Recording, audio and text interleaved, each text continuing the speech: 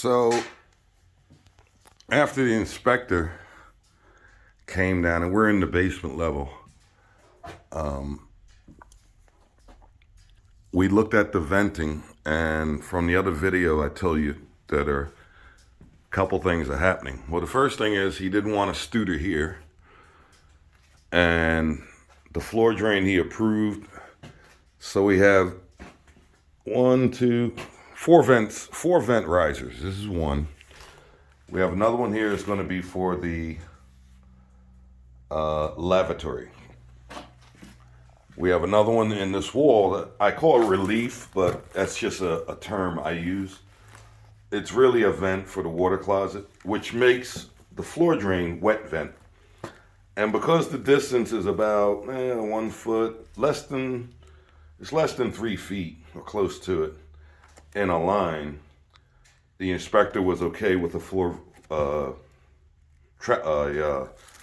drain being here. Normally, what would happen is about here, I think, close to this 3x2 Y, I would come out with a TY and get it up off the center line, basically get it over to this wall, come up, and that would vent the floor drain.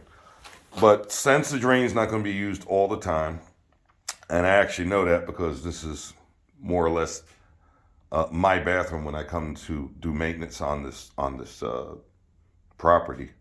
No one's allowed down here.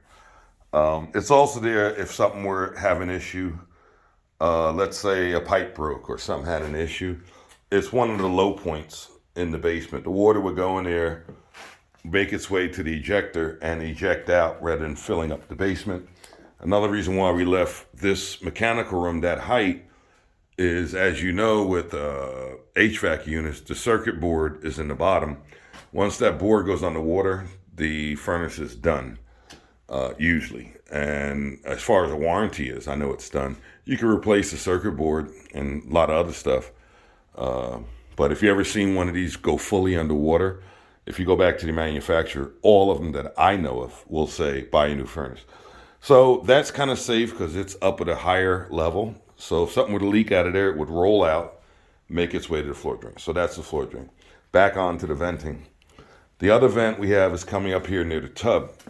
So the idea is to bring all the vent risers up and get near the ceiling height. So I started back here. This vent is the VTR. If you follow it from here, it goes all the way through the roof with nothing connected to it. I did it that way on purpose.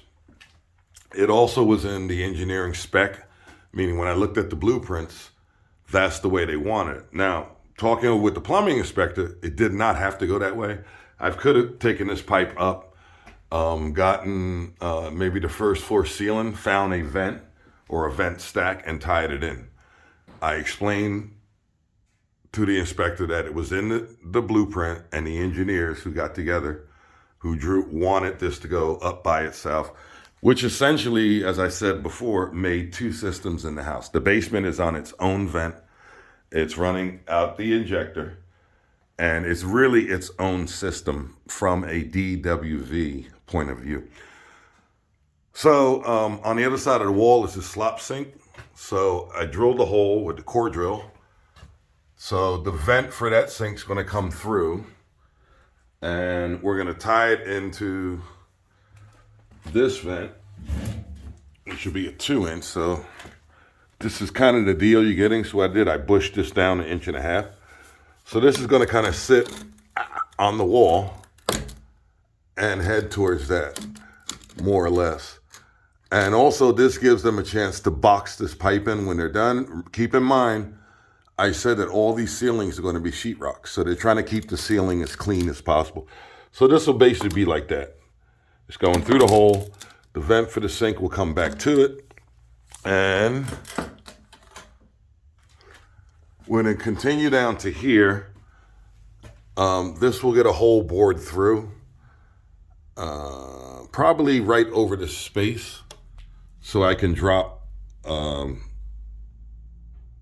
either drop for the 1.5 inch vent for the tub, or I may very well come up with the tub vent and just 45 out and run along here, which I think is going to be easier.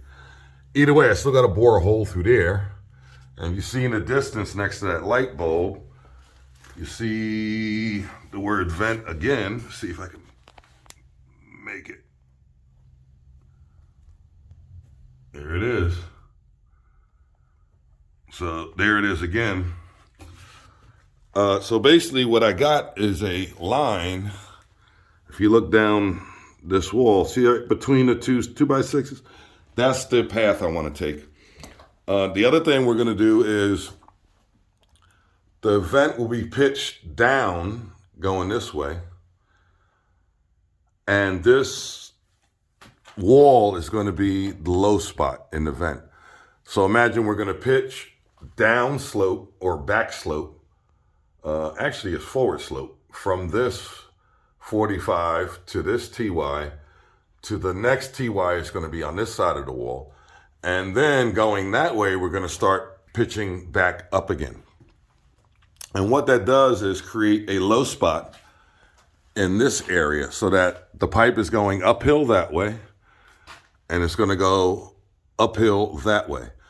And that's, if you look in the code book about backward slope, that's basically a quintessential example of backward slope. The only thing they worry about in venting is you don't create a trap. So you can go reverse when you're pitching your vents, but you can't jog back up and make a trap.